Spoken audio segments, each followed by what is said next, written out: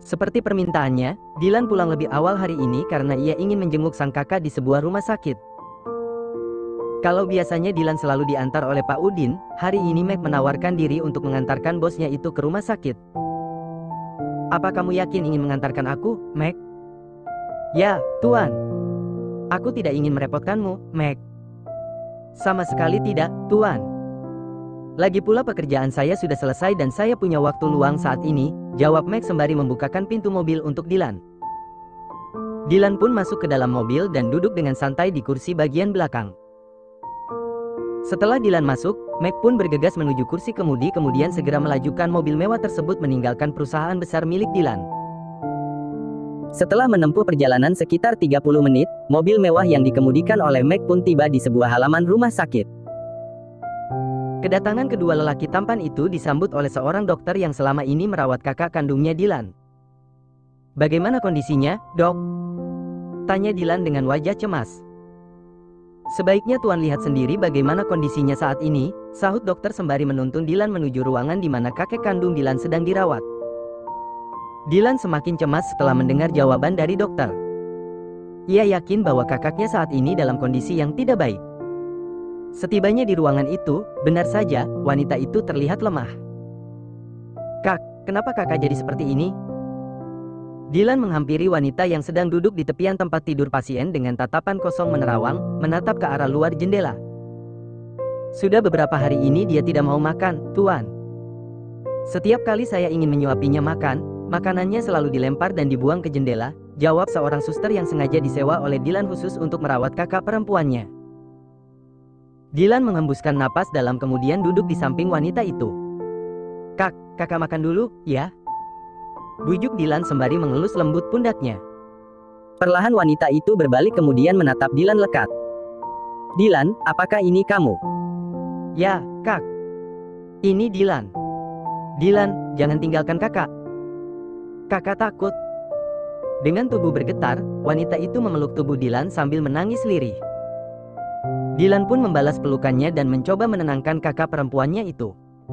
"Aku ada di sini, Kak. Kakak jangan takut, tidak akan ada yang berani menyakiti kakak," jawab Dylan. Setelah wanita itu agak tenang, Dylan meraih sebuah nampan berisi makanan yang terletak di atas nakas. Dylan mencoba menyuapi sang kakak yang katanya sudah beberapa hari tidak mau makan. "Kak, bukalah mulutnya." Wanita itu melemparkan senyuman manisnya kepada Dylan kemudian membuka mulutnya perlahan dan menerima suapan yang diberikan oleh adik lelakinya itu. "Katanya kakak tidak mau makan beberapa hari ini. Kenapa, Kak? Apa makanannya tidak enak?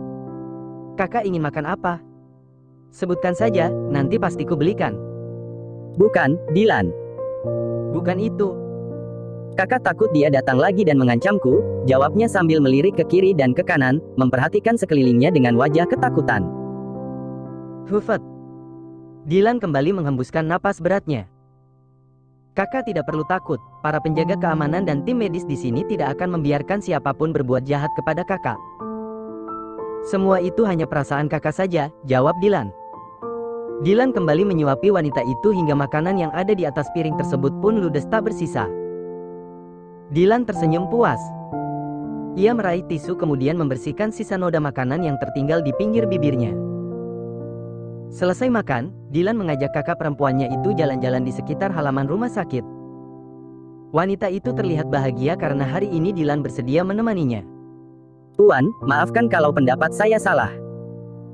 Tetapi kalau menurut saya apa tidak sebaiknya Nyonya dibawa pulang saja dan dirawat di kediaman Anda? Saya rasa yang dibutuhkan oleh Nyonya saat ini ada Tuan Dylan.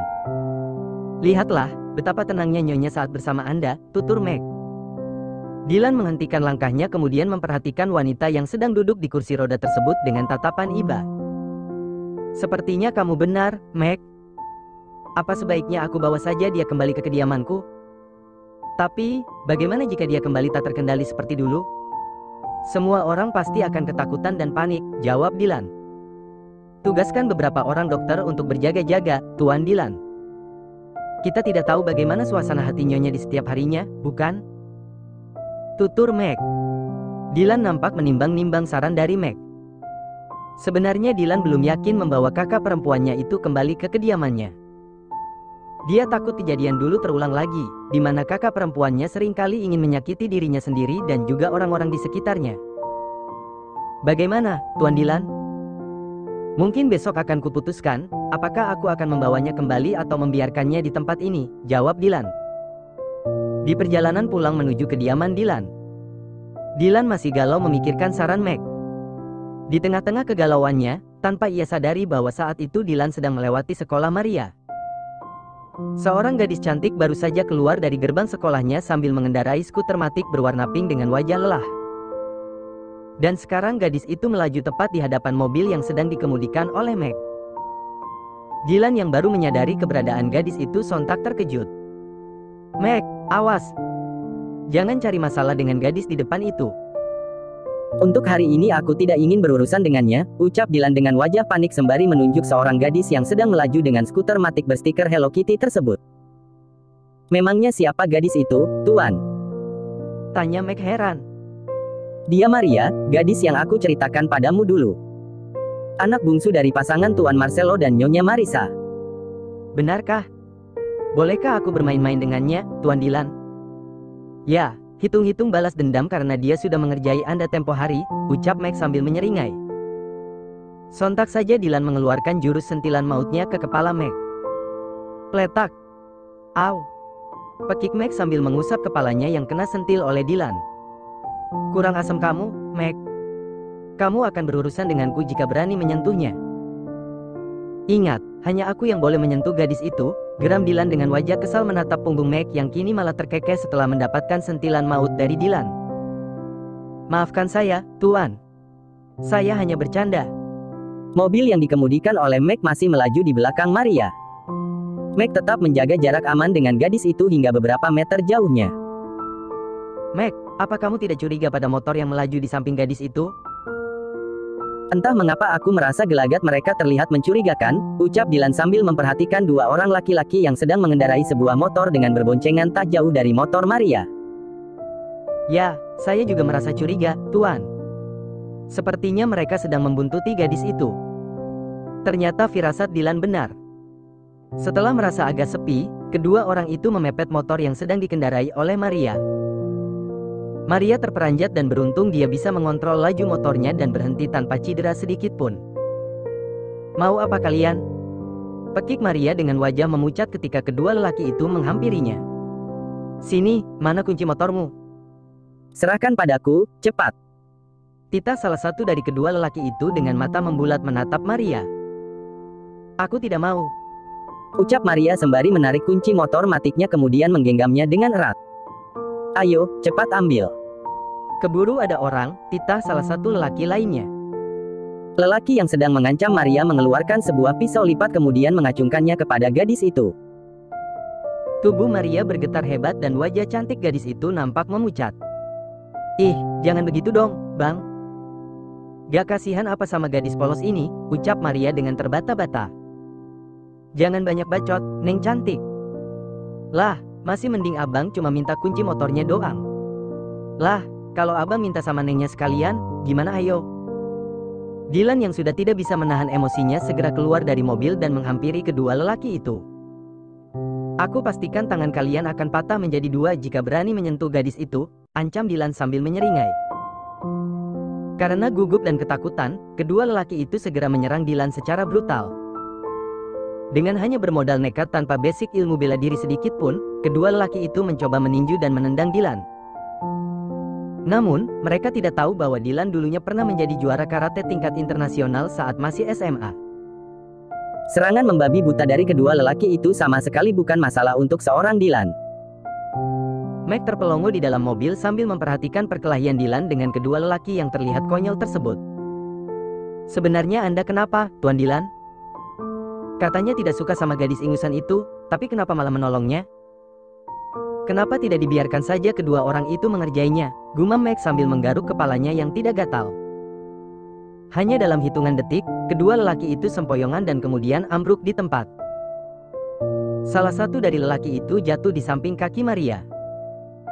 Maria yang masih kesal, melepaskan sepatunya kemudian memukul lelaki yang sudah tidak berdaya itu. Buk! Buk! Buk! Rasakan ini, rasakan ini. Gumamnya. Dylan menghampiri mobilnya kemudian melepaskan dasi, jas serta rompi yang sedang dikenakannya. Sepertinya aku kembali terperangkap bersama gadis ini, Meg. Sebaiknya kamu pulang duluan, biar nanti aku minta jemput sama Pak Udin, ucap Dylan sembari menyerahkan dasi, rompi serta jas mahal yang tadi melekat di tubuhnya kepada Meg. Apa Anda yakin, Tuan? Tanya Meg seraya meraih pakaian milik Dylan. Ya, pergilah. Setelah Meg pergi, Dylan kembali menghampiri Maria yang kini menatapnya sambil tersenyum lebar. Gadis itu nampak sangat bahagia melihat kehadiran Dylan di tempat itu. Om Udin, seru Maria sembari berlari kecil kemudian memeluk tubuh besar Dylan dengan erat. Terima kasih, Om karena sudah membantu Maria. Ini tidak gratis, Nona Maria. Aku minta bayaran 1 miliar untuk jasaku kali ini, ucap Dylan sembari melerai pelukan gadis mungil itu. Apa? Pekik Maria sambil menekuk wajahnya. Ayo, Nona Maria. Sebaiknya aku antar kamu pulang, ucap Dylan sembari menarik tangan Maria dan menuntun gadis itu menuju motor kesayangannya. Mana helmnya? Dylan mengulurkan tangannya kepada Maria dan gadis itu pun segera menyerahkan kunci motornya kepada Dylan. Dylan mengambil helm yang ada di box motor Maria kemudian mengenakannya. Maria tersenyum saat lelaki bertubuh besar itu mengenakan helm imutnya tanpa protes sedikit pun. Apa kamu ingin terus di situ sambil tersenyum konyol melihat kebodohanku, Nona Maria? Kesal Dylan karena gadis itu tersenyum padanya, saat ia mengenakan helm bermotif kucing fenomenal yang berasal dari negara Sakura tersebut. Ah, iya. Maafkan aku, Om. Maria segera naik kemudian masih seperti kemarin, ia melingkarkan tangannya ke pinggang Dylan dengan erat. Lagi-lagi Dylan tersenyum saat melirik lengan mungil yang sedang memeluk perut six-pack-nya. Pegangan yang erat, aku tidak ingin kamu jatuh. Aku tidak ingin ganti rugi 1, 2 atau 3 miliar lagi padamu. Hehe. Terdengar tawa ringan dari belakang tubuh Dylan. Dylan segera melajukan motor matic berwarna pink tersebut meninggalkan 2 penjahat yang masih terkapar dan tak sadarkan diri di tempat itu. Oh ya Nona Maria. Soal hutang piutang 1 miliar kita, aku rasa sudah impas karena sekarang kamu juga punya utang 1 miliar kepadaku. Terlihat gurat kesedihan di wajah lelah Maria saat itu. Entah mengapa saat Dylan mengatakan kata impas, Maria merasakan rasa sedih yang tidak bisa ia ungkapkan dengan kata-kata. Ternyata Om serius ya, soal 1 miliar itu. Aku kira Om hanya bercanda, lirih Maria. Ya, seriuslah, masa tidak? Kamu sendiri saja serius soal 1 miliarmu padaku, balas Dylan. Maria menghembuskan napas berat dan wajahnya semakin sendu saat itu. Apa itu artinya Maria tidak bisa bertemu sama Om Udin lagi? Ekspresi bahagia Dylan sirna seketika saat mendengar ucapan gadis polos itu. Memangnya kenapa jika kita tidak bisa bertemu lagi? Bukankah itu lebih baik buatmu? Tanya Dylan balik. Entahlah. Mungkin nanti aku akan merindukan sosok Om Udin. Karena selama beberapa hari terakhir hanya Om Udin yang setia menemaniku. Dylan tersenyum kecut. Jauh di lubuk hatinya yang paling dalam, Dylan pun merasakan hal yang sama. Heh, modus.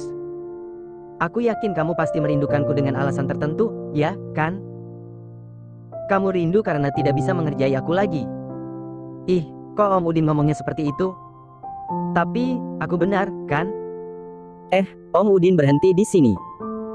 Tiba-tiba Maria menepuk pundak Dylan dengan cepat dan memerintahkan lelaki itu untuk berhenti di sebuah taman. Kenapa kita berhenti di sini? Tanya Dylan heran sembari menepikan motor matic milik Maria ke pinggir taman. Ketika Dylan memarkirkan motornya, ada beberapa remaja yang kebetulan sedang menikmati sore mereka di taman itu. Mereka melirik Dylan sambil berbisik-bisik. Bahkan ada beberapa di antara mereka yang tidak bisa menahan tawanya saat melihat penampilan Dylan. Dylan yang terlihat menggemaskan dengan helm serta skuter matic berstiker Hello Kitty tersebut. Apa kalian lihat-lihat? Apa kalian tidak pernah melihat orang tampan, ha? Hardik Dylan kepada para remaja yang menertawakan dirinya. Bukan hanya tampan, Om. Tetapi juga lucu dan menggemaskan, jawab salah satu daru mereka. Sudah, Om. Maria mengajak Dylan ke salah satu kursi taman kemudian duduk di sana. Kenapa berhenti di sini, Nona Maria? Sebaiknya kita pulang. Aku yakin kedua orang tuamu akan mencari keberadaanmu jika hingga sekarang kamu belum juga tiba di mansion megahmu itu. Kesal Dylan. Aku sudah kasih tahu momiku, Om. Hari ini aku memang ada jadwal pelajaran tambahan untuk menghadapi ujian akhir nanti dan Momi pun sudah mengizinkanku. Om, bolehkah aku bertanya sesuatu padamu? Lanjut Maria. Bertanya apa? Sampai dengan hari ini aku bahkan tidak tahu status Om Udin yang sebenarnya. Sebenarnya Om Udin itu sudah punya pacar belum, sih? Tanya Maria. Dylan tersenyum.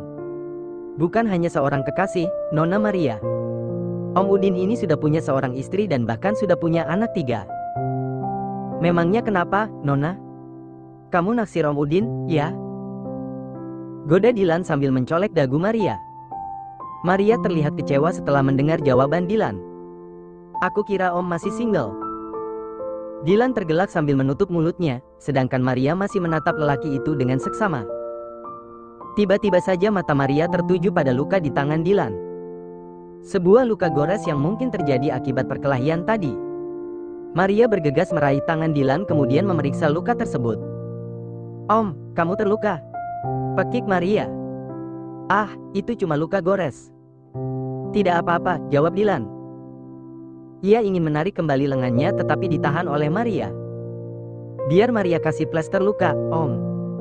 Sebentar ya, Om. Maria meraih tasnya kemudian mengambil beberapa plester luka yang memang selalu ada di dalam tasnya. Maria menutup luka Dylan dengan plester luka dengan motif bunga-bunga. Astaga, Nona. Kenapa plester lukanya bergambar bunga-bunga begini? Apa tidak ada yang polos? Maaf, tidak ada, Om. Hello Kitty, mau? Ya, Tuhan. Dylan menepuk jidatnya. Akhir pekan. Seluruh keluarga besar Marcelo berkumpul di kediamannya. Jika si kembar Marvel dan Melvin sedang asik bercengkrama di ruang utama bersama Mommy dan Dedinya, berbeda dengan Maria. Gadis itu lebih memilih duduk sendirian di depan mansion mewahnya dengan wajah masam. Di mana Maria? Tanya Marcelo kepada 2 anak lelakinya. Di teras, Dad.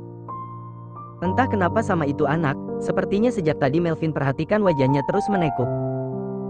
Apa dia sudah diputuskan sama pacarnya, ya? Melvin tergelak setelah mengucapkan hal itu. Hus, Melvin. Tidak boleh begitu, tegur Marissa. Serius, Mom. Coba aja Mommy lihat bagaimana ekspresi wajahnya, pasti Mommy juga akan bilang seperti itu, balas Melvin yang kembali tergelak. Sementara itu di depan mansion. Hai, Nona Maria. Jangan ditekuk begitu wajahnya nanti makin jelek, loh. Goda Leo yang sejak tadi memperhatikan Maria yang sedang duduk sendirian. Maria melirik Leo dengan tatapan mengerikan kemudian meraih sandal bulu-bulu yang sedang menempel di kaki mulusnya dan melemparnya ke arah Leo. Sandal bulu-bulu berwarna baby pink dengan bentuk kepala kucing fenomenal itu pun melayang di udara dan menuju tepat ke arah Leo. Namun, Leo sigap menghindarinya dan sandal lucu itu pun melesat begitu saja di samping tubuhnya. Eits, gak kena. Ucap Leo. Maria semakin kesal saja. Ia membuang muka dan menatap ke arah lain dengan wajah yang masih menekuk. Leo tahu bahwa saat itu Maria sedang bad mood dan dengan menggoda gadis itu, ia berharap bisa mencairkan suasana hati Maria. Namun, sepertinya ia salah. Perasaan gadis itu malah semakin kacau dibuatnya.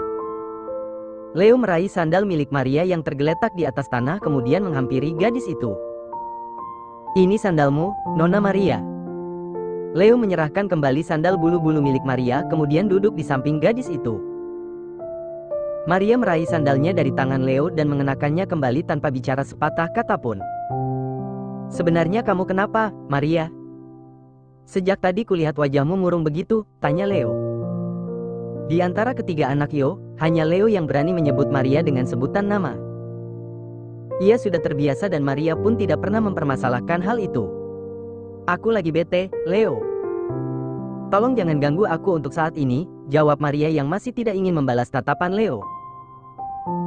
Oh, ayolah Maria. Bukankah kita teman? Ceritakanlah masalahmu padaku, siapa tahu aku bisa membantumu, tutur Leo sambil menatap lekat wajah cantik gadis itu. Baru saja Maria membuka mulutnya dan ingin menjawab ucapan Leo, sebuah mobil berwarna biru elektrik masuk ke halaman mansion yang luas itu dan terparkir rapi di sana. Tidak berselang lama, seorang gadis cantik berusia 21 tahun keluar dari mobil tersebut. Ia berjalan sambil tersenyum hangat menghampiri Maria dan Leo yang sedang duduk di depan mansion. "Hai, Maria. Apa kabar?" "Baik, Kak." Alifa Zia Sadia, putri tunggal Erika dan Fatan. Gadis itu mengulurkan tangannya kepada Maria kemudian menciumi kedua pipinya. "Sebaiknya aku balik dulu," sela Leo sembari bangkit dari tempat duduknya. Mau kemana?" "Di sini aja, Leo. Aku cuma sebentar, kok." "Duh, tuh, kan aku jadi tidak enak karena gangguin kalian," ucap Alifa. "Idih, siapa yang merasa terganggu? Aku memang sedang ada kerjaan, Fa. Tadi cuma kebetulan saja aku melihat Maria sedang duduk di sini dengan wajah bete. Tuh, lihat wajahnya." Leo menunjuk wajah masam Maria sambil terkekeh pelan. "Ih, kamu." Kesal Maria yang kemudian memukul lengan Leo. Leo melenggang pergi sambil tertawa dan meninggalkan Maria bersama Alifa di sana. Om gantengmu udah datang belum?" tanya Alifa sambil tersenyum lebar menatap Maria. Ia duduk di samping Maria menggantikan posisi Leo. "Belum, mungkin bentar lagi." Aku nanya Om duda tampanmu, ya?" "Bukan Arsya," celetuk Alifa. "Iya, Kak Alifa. Om Zaid, kan?" "Ya," sahut Alifa dengan sangat antusias. "Kak, kenapa Kak Alifa malah suka sama Om Zaid, sih?" "Dia kan udah tuir mana duda lagi?" tanya Maria. "Ish, usia dia boleh tua tapi penampilan dan ketampanannya tidak kalah dari yang masih muda. Arsya aja kalah keren dari My Hot Daddy." Tersungging sebuah senyuman di wajah Maria. "Itu, kan menurut Kak Alifa aja. Coba tanya ke Lea, dia pasti bilang Om Arsya lah yang paling tampan," jawab Maria. "Tidak, tetap My Hot Daddy yang paling keren." Mendengar kata Hot Daddy, tiba-tiba saja terlintas di pikiran Maria sosok lelaki dewasa yang sudah beberapa kali menemaninya. Kak Alifa, kenapa kakak menyukai pria dewasa, sih? Memangnya apa yang istimewa dari mereka?" tanya Maria penasaran. "Pria dewasa itu istimewa, Maria. Mereka sudah berpengalaman dan yang pasti, mereka akan selalu memanjakanmu sebagai pasangannya," sahut Alifa. "Benarkah?" "Ya, coba saja kamu pacaran sama Hot Daddy, kamu akan tahu perbedaannya ketika kamu berpacaran sama anak muda seusiamu," tutur Alifa. Maria terdiam sambil memikirkan Om Udin. Wajahnya kembali murung saat itu. Bagaimana tidak, Om Udin yang ia kenal sudah punya istri dan 3 anak. Itu artinya ia harus melupakan perasaannya terhadap lelaki tampan itu. "Kamu kenapa, Maria?" tanya Alifa saat ia memperhatikan wajah murung Maria. "Tidak apa-apa, Kak. Aku baik-baik saja, kok." Ya sudah. Aku masuk dulu, ya. Aku ingin bertemu sama Mommy dan Daddy serta kedua kakak gantengmu, ucap Alifa sembari bangkit dari posisi duduknya. "Ya, Kak. Silakan." Mereka sedang berkumpul di ruang utama.